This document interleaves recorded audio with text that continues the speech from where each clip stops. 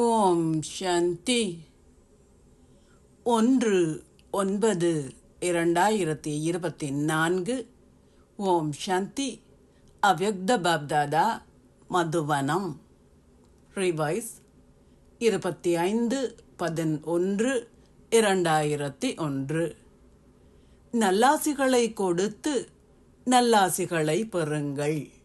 எந்த ஒரு காரணத்திற்கும் ஒரு தீர்வை கண்டு சகல பிரச்சனைகளையும் தீருங்கள் என்று அன்பு கடலான பாப்தாதா அன்பின் சொரூபங்களாக இருக்கும் தனது குழந்தைகளின் அன்பு இழைகளால் இழுக்கப்பட்டு ஒரு சந்திப்பை கொண்டாட வந்துள்ளார்.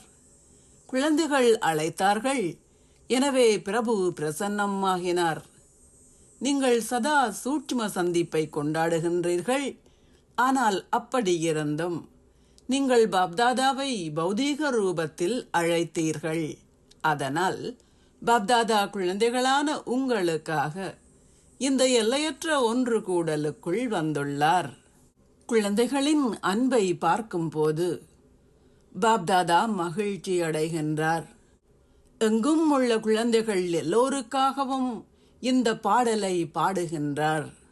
ஆகா, எனது மேன்மையான பாக்கியசாலி குழந்தைகளே, ஆகா ஆகா, இறை அன்பிற்கு தகுதி வாய்ந்த குழந்தைகளே, ஆகா. இத்தகைய மகத்தான பாக்கியத்தை கொண்டிருப்பதுடன் அதை இலகுவாக சாதாரணமான முறையில் அடைவது என்பதை நீங்கள் உங்கள் கனவுகளிலேனும் நினைத்திருக்கவில்லை. எவ்வாறாயினும் இன்று நீங்கள் உங்களின் பாக்கியத்தை பௌதீகமான வடிவில் காண்கின்றீர்கள்.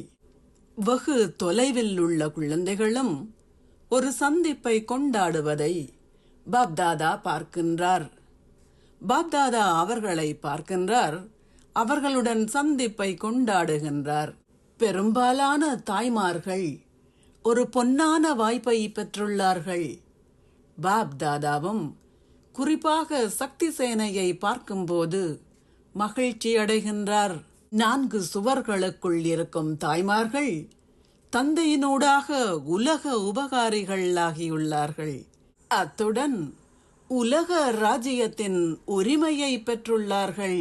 தீவிர முயற்சி செய்யும் மேன்மையான ஆத்மாக்கள் எல்லோருக்கும் தந்தையின் அன்பிற்கான பிரதிபலனை சதா வழங்கும் தைரியசாலி குழந்தைகளுக்கும் புண்ணிய ஆத்மாக்களாக இருந்து சதா மற்றவர்களை தமது சொந்த சிறப்பியல்புகளால் விசேடமான ஆத்மாக்கள் ஆக்குகின்ற குழந்தைகளுக்கும் பிரச்சனைகளுக்கு சதா தீர்வுகளின் சொரூபங்களாக இருக்கும் குழந்தைகளுக்கும், குறிப்பாக முன்னால் பறந்து செல்லும் குழந்தைகளுக்கும் பாப்தாதாவின் அன்பும் நினைவும் நமஸ்தேயும் ஆசீர்வாதம். நீங்கள் பழைய சம்ஸ்காரங்கள், பழைய உலக உறவுகளின் எந்தவிதமான கவர்ச்சிகளில் இருந்தும் விடுபட்டிருக்கும் இலேசாகவும் ஒளியாகவும் இருக்கும் தேவதை ஆகுவீர்களாக. ஒரு தேவதையாக இருத்தல் என்றால் பழைய உலகின் எந்தவிதமான கவர்ச்சியில் இருந்தும் விடுபட்டிருத்தல் என்று அர்த்தம். உங்களின் சரீரம் அல்லது எந்த ஒரு நபர் அல்லது பௌதீக உடைமைகளின் உறவு முறைகளால் கவரப்படாதிருத்தல். அதேபோல் நீங்கள் பழைய சம்ஸ்காரங்களின் எந்த விதமான கவர்ச்சியிலிருந்தும் விடுபட்டிருக்க வேண்டும். சம்ஸ்காரங்களின் எந்தவிதமான கவர்ச்சியும் எண்ணங்கள், மனோபாவம் அல்லது வார்த்தைகள் என்ற எந்த ரூபத்திலும் இருக்கக்கூடாது. நீங்கள் சகல கவர்ச்சிகளில் இருந்தும் விடுபட்டிருக்கும் போது, அதாவது நேரத்தை வீணாக்குதல், வீணான சகவாசம் அல்லது வீணான சூழல் என்பவற்றின் கவர்ச்சிகளில் இருந்து விடுபட்டிருக்கும் போது, நீங்கள் இலேசான மற்றும் ஒளியாலான தேவதை எனப்படுவீர்கள். ஸ்லோகம். ஆத்மாக்கள் எல்லோரையும் மௌன சக்தியால் பராமரிப்பவர்கள் மட்டுமே ஆன்மீக சமூக சேவையாளர்கள் ஆவார்கள். ஓம் சாந்தி. நன்றிகள் பாபா.